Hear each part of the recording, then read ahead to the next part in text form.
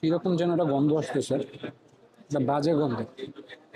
Honestly বিশেষ এইরকম বাজে গন্ধতে মানুষ এভাবে চেপে আছে, কিভাবে ফেমাস বোঝা যায় না।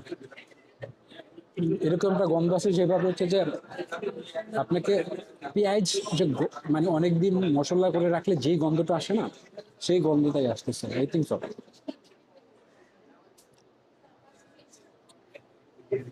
তো আমার কাছে এটা বেসিক্যালি ভালো লাগে না, জানি না কেন।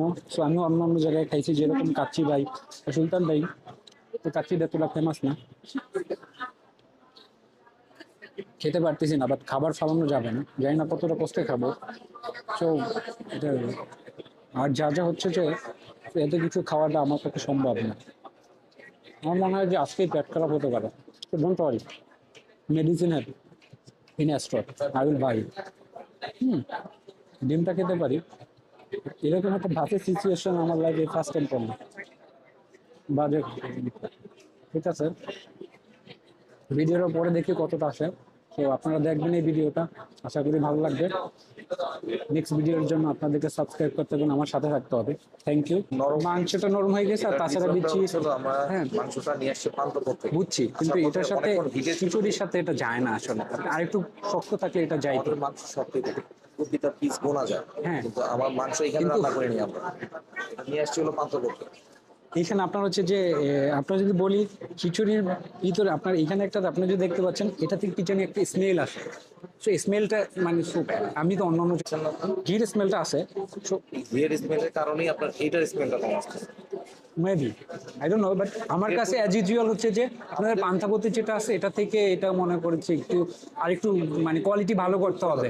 আসছে কিন্তু হ্যাঁ, পান্থপথ থেকেই খাবার। না ঠিক আছে, বাট এটা আস্তে আস্তে যতটুকু টাইম এইখানে আইসা ওয়েস্ট হচ্ছে, so আপনাকে যেটা করতে হবে সেটা হচ্ছে যে খাবারটা আগে একটু কোয়ালিটি ভালো করতে হবে। আমার কাছে বোরানিটা ভালো লাগছে, সো আই থিঙ্ক সো বোরানিটা ইজ গুড।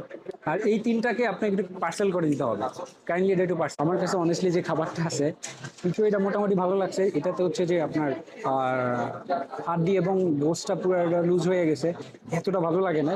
তো কাচ্চিটা হচ্ছে যে এতটাও ভালো লাগে না, সেটা যে ঘি দেওয়া আছে নাকি, ঘিয়ের গন্ধ, পেঁয়াজ কি বাজে একটা স্মেল আসতে। সো আমি যে খাবারগুলো অর্ডার দিছি, সো এই খাবারগুলো আমি প্যাকেট করে নিয়ে যাবো, ইনশাল্লাহ বাহিরে যারা আছেন তাদেরকে খাওয়াবো। আমি মনে করি এটা তাদের জন্য ভালো হবে কিনা জানি না। সো এইখানে খাবারটা এতটা ভালো থাকে, এটা পার্সেল করে নেওয়া যাওয়া উচিত। তো আজকের মতো এই ভিডিওটা থাকবে, আগামী ভিডিওর জন্য আপনাদের সাথে দেখা হবে। Thank you so much. আশা করি তাদের